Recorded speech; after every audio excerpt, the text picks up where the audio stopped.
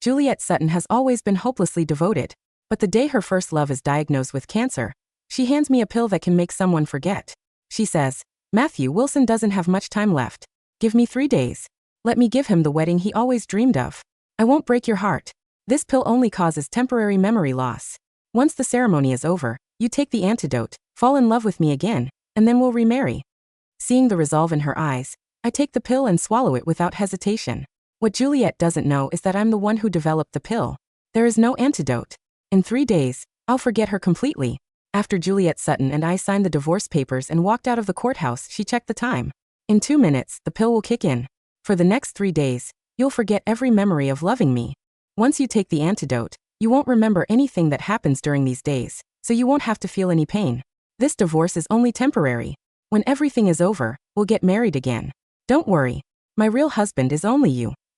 I stared at her in silence, knowing full well we would never have the chance to remarry. As the one who developed the drug, I understood exactly how it worked. It didn't wipe memories instantly. It would erase them little by little until the person forgot the one they loved completely. And the antidote didn't exist. But Juliet clearly didn't know that. I asked softly, "Are you sure you won't regret this?"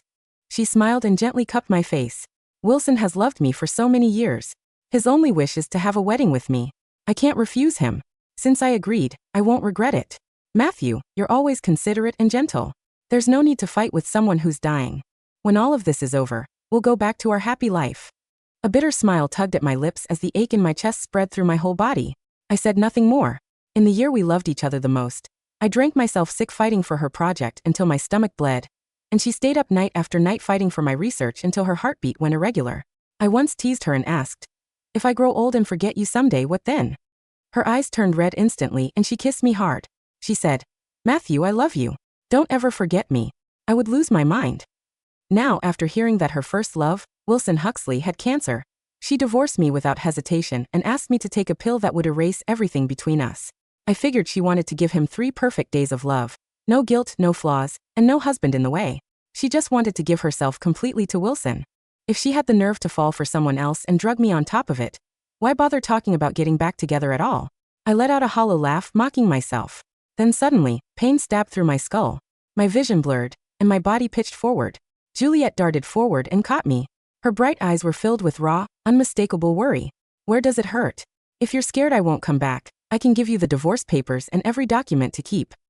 I forced myself upright, blinking at her in confusion. "What divorce papers?" Juliet froze, then carefully tested me. "Matthew, you're divorced. Do you remember?" "Divorced?" A flicker of joy crossed her eyes when she saw my blank expression.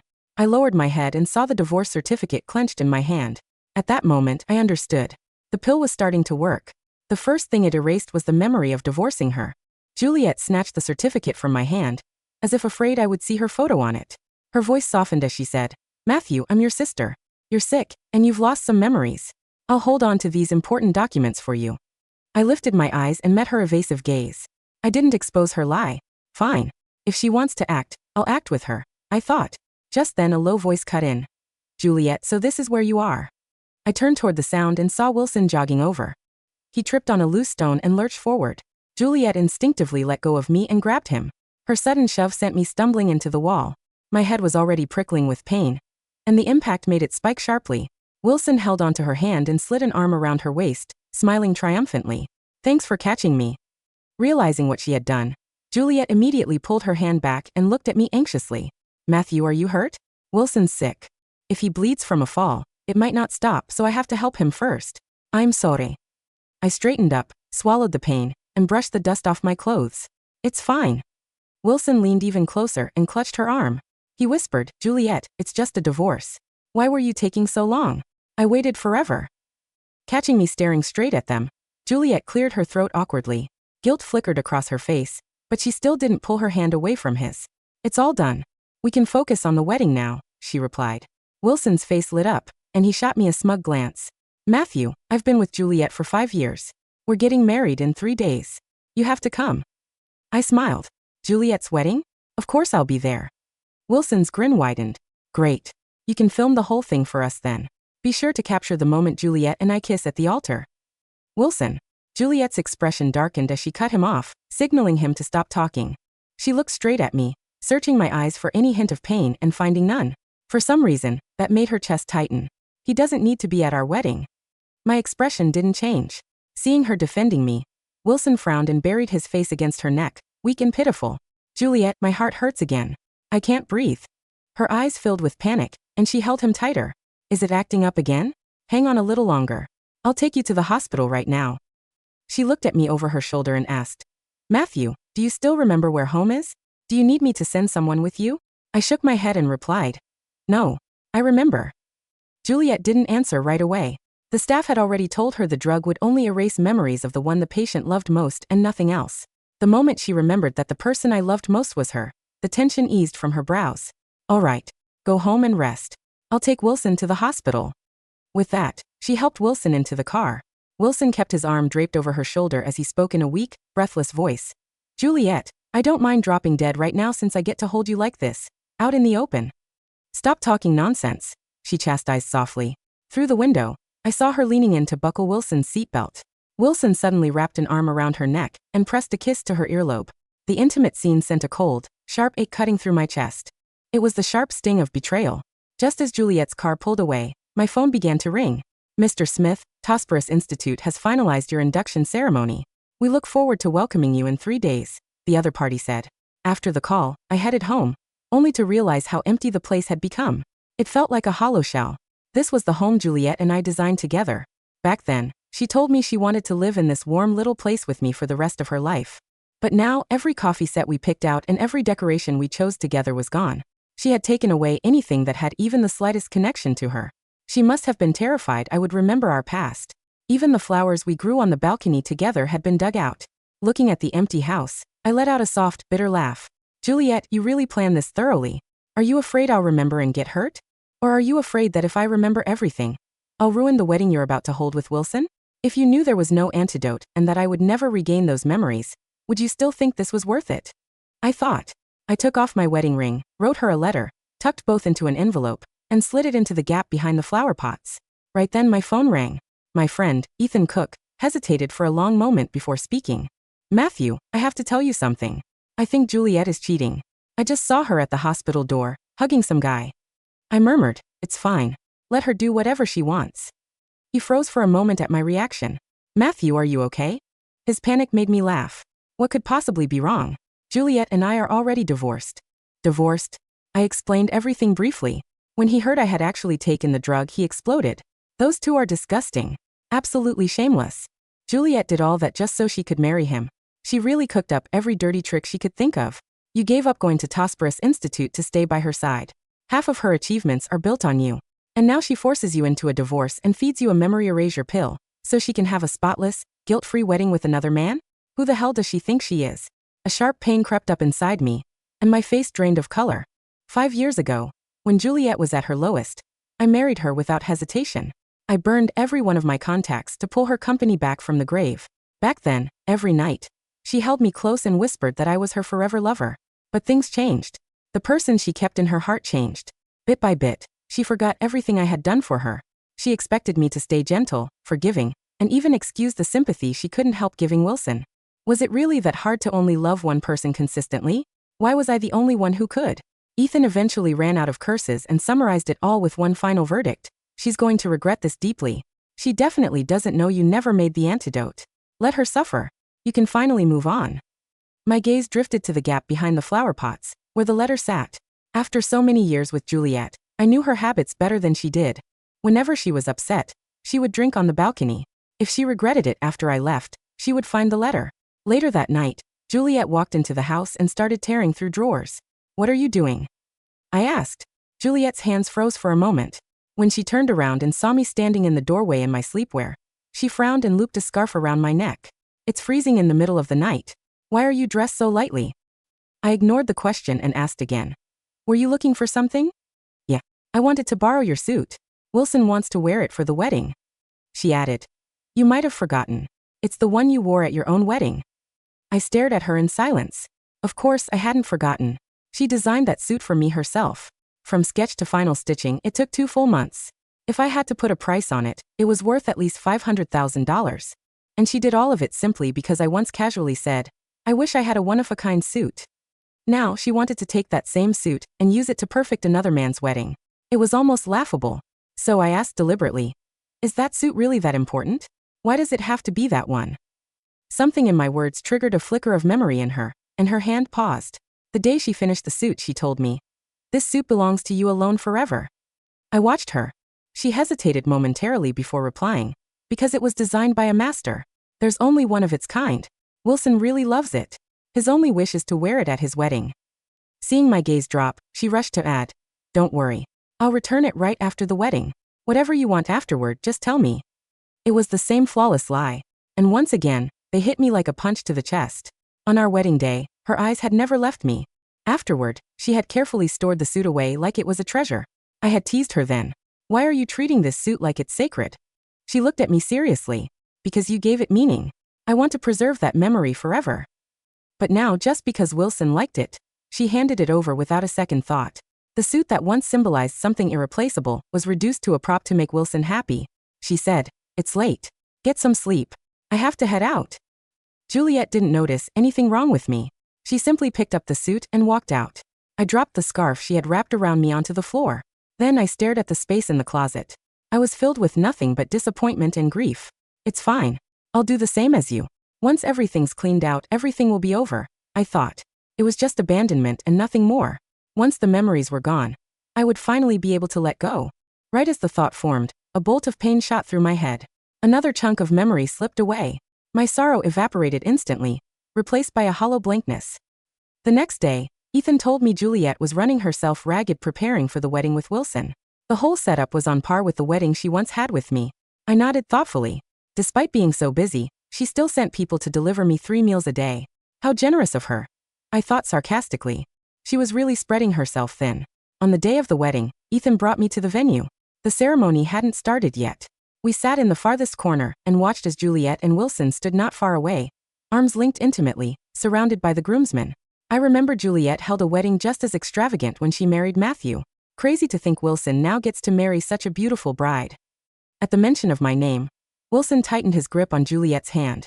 Juliet spoke first, saying, "Matthew and I are already divorced. Today is Wilson's wedding. There's no need to bring up the past." The moment she distanced herself from me, the groomsmen let out a chorus of knowing sighs. Of course. Wilson's young, handsome, and talented. How could Matthew ever compare? "Juliet, we're handing Wilson's whole future over to you. You'd better treat him right." Juliet smiled sweetly, just like she once smiled at me. She said, "Don't worry. I won't fail him, and he won't fail me." My gaze dimmed. Beside me, Ethan ground his teeth. What kind of twisted logic is this? The homewrecker gets the moral high ground now.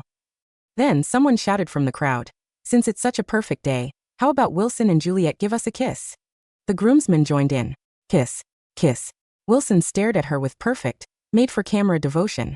Under the cheering, Juliet lifted a hand to his jaw, rose onto her toes, and brushed a soft kiss against the corner of his mouth. The crowd erupted. The scene was deafening, but inside, all I heard was silence. I couldn't hold on to her heart, and now I couldn't even hold on to her anymore. I let out a soft laugh. Thankfully, enough memories had already slipped away that it didn't hurt as sharply anymore. Just then my phone buzzed.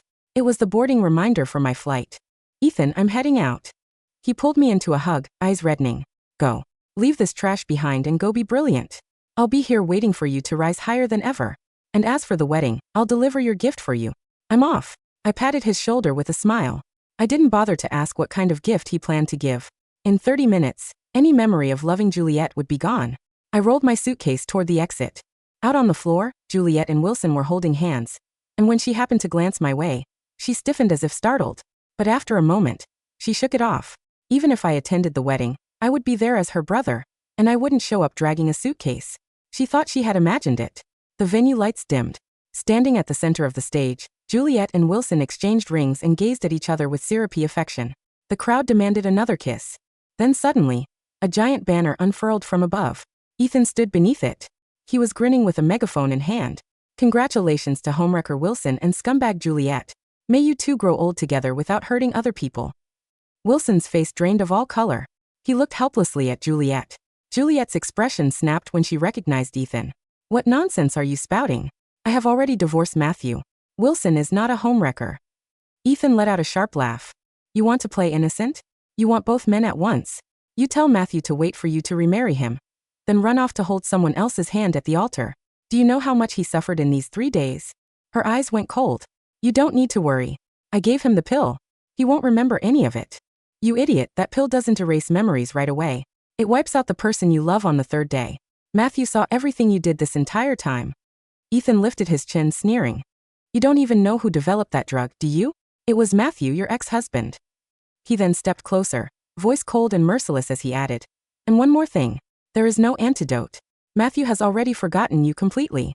He'll never remarry you. You can enjoy your perfect little life with your side guy. The silence that followed Ethan's voice was different from the polite quiet of a wedding ceremony. It was a dense, suffocating weight that seemed to suck the oxygen from the grand ballroom, leaving only the smell of expensive lilies, hot candle wax, and the damp, metallic sting of spilled champagne. Juliet's hand, still clasped in Wilson's, went entirely cold. Her fingers stiffened, then slowly slipped away from his palm, leaving his hand hovering in the air like a discarded prop. Ethan. Her voice was barely a whisper, stripped of the sweet, clear resonance she had used when she promised to never fail Wilson. What nonsense are you talking about? Matthew is the one who gave me the pill. He told me it was a mild sedative. He said he'd wait for me. He lied to you, Juliet, Ethan said. He didn't use the megaphone now. His natural voice was loud enough to carry to every corner of the silent room. He stepped down from the raised platform, his heavy boots leaving dirty, wet circles on the pristine white carpet of the aisle. Because it was the only way to get you to let go of his sleeve without screaming. He's been carrying your company on his back for 5 years, and the moment you got a little bit of success, you used his own research to erase his dignity. He stopped 10 feet from the altar, looking at Wilson with a look of profound, unadulterated disgust. Wilson was wearing my custom-designed suit, but on him, the fabric looked wrong.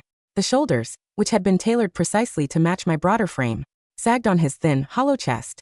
The sleeves were a fraction of an inch too long, covering his knuckles, making him look like a child who had snuck into his father's wardrobe.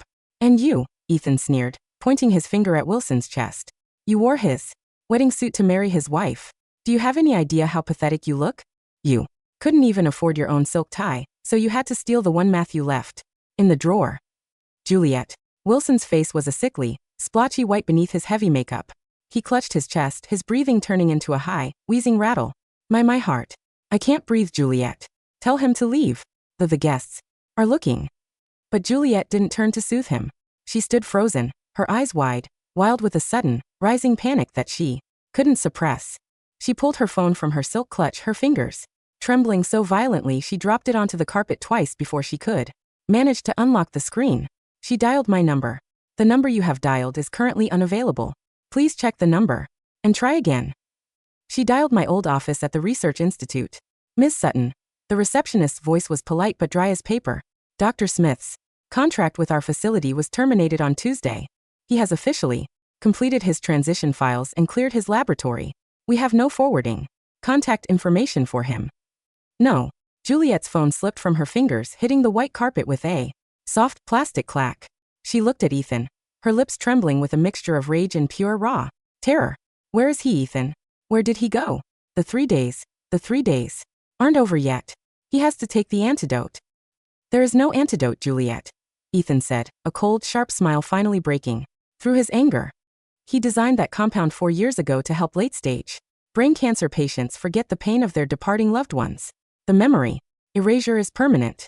And the person he loved most, well, we all know who that was. He turned on his heel, his heavy boots clicking a slow, steady cadence against the marble floorboards as he walked toward the exit, leaving the bride and the groom to their victory in the dark. The house we had designed together was located in the quiet, residential district of the Northern Hills. When Juliet's car pulled up the winding driveway at 11 p.m., the night mist was already clinging to the rosemary bushes along the fence. The windows of the 3-story townhome were completely dark, looking like hollow black eyes under the pale street lamp. She didn't wait for Wilson to open his door.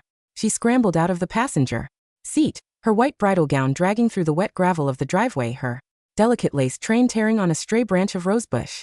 She used her spare key to open the heavy double doors of the entryway. The house smelled of nothing. No fresh espresso, no dry wood, no lavender-scented laundry soap. Juliet walked into the master bedroom. The wardrobe was wide open.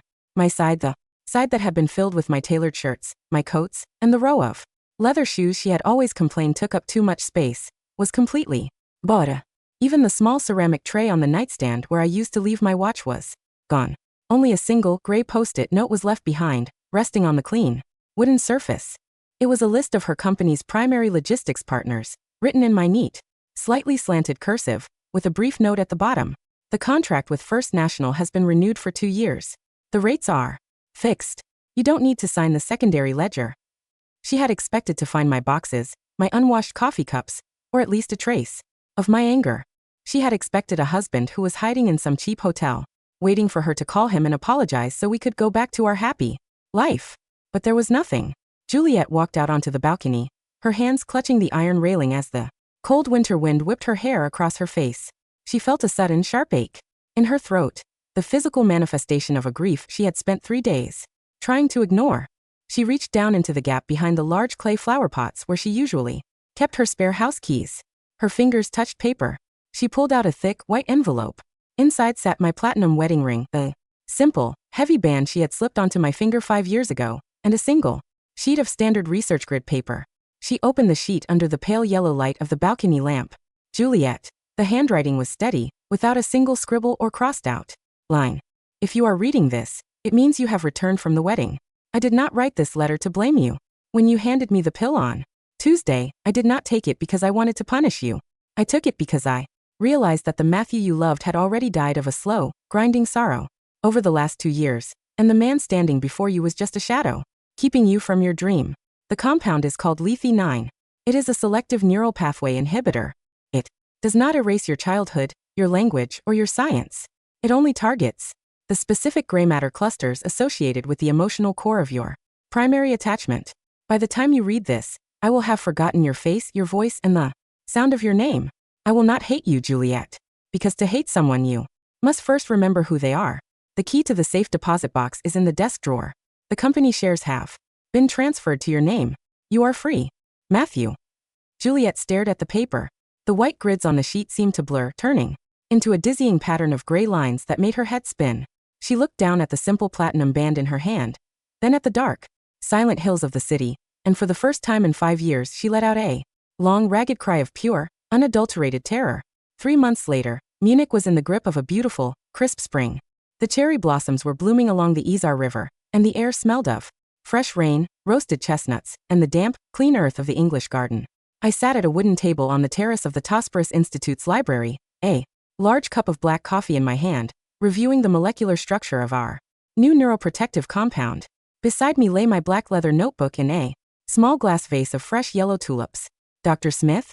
My assistant, a young German girl named Sophie, said, stepping onto the terrace with a stack of research journals. The representatives from the regional board are here for the quarterly project audit. Dr. Vance is waiting in the main conference room. Thank you, Sophie, I said, rising from my chair. I was wearing a simple, tailored charcoal suit and a clean white shirt, my hair cut short, my skin looking bright and healthy under the cool European sun.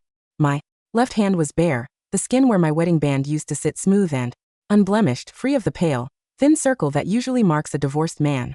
As I walked down the marble corridor toward the main boardroom, my phone vibrated in my pocket. It was a message from Ethan. Ethan. Matthew, how is the weather in Munich? Did you finalize the research grant yet? I typed a quick reply. Matthew. The grant was approved this morning. The weather is beautiful. How are things back home? A long silence fell over the line. Ethan. Juliet's company is in receivership. The regional board found a major discrepancy in her third-quarter tax filings. Apparently, her logistics manager had been siphoning funds into an offshore account registered to Wilson's family. The board removed her from the CEO position last week. Ethan. And Wilson, well, his cancer wasn't terminal. It was a mild lymphatic clearance that required simple outpatient treatment. He lied to her to get the wedding. She's been living in a small rental apartment near the Old Harbor, trying to find a lawyer who can help her contest the asset transfer. Ethan. She asks about you every day, Matthew. She asked me if you had sent any messages. I stared at the screen, my brow furrowing slightly as I read the names Juliet Sutton and Wilson Huxley. They sounded like characters from a medical journal I had read years ago, dry, clinical, and entirely irrelevant to my current research. My mind, which had been cleared of the emotional gray matter clusters by the Lethe-9 compound, felt no resonance, no sharp twist of pain, and no lingering trace of anger. Matthew. I have a board meeting now, Ethan. Talk to you later. I closed the chat window, put my phone on silent, and pushed open the heavy Double glass doors of the boardroom. The park near the Tosperus Institute was quietest at 5 p.m. The afternoon sun cast long, golden-red shadows across the gravel paths, and the sound of the river water flowing over the stone weirs was a soothing white noise that seemed to empty my mind of the day's laboratory data. I was sitting on a wooden bench under a large, blooming chestnut tree, a book on system biology open on my lap. A shadow fell over my pages.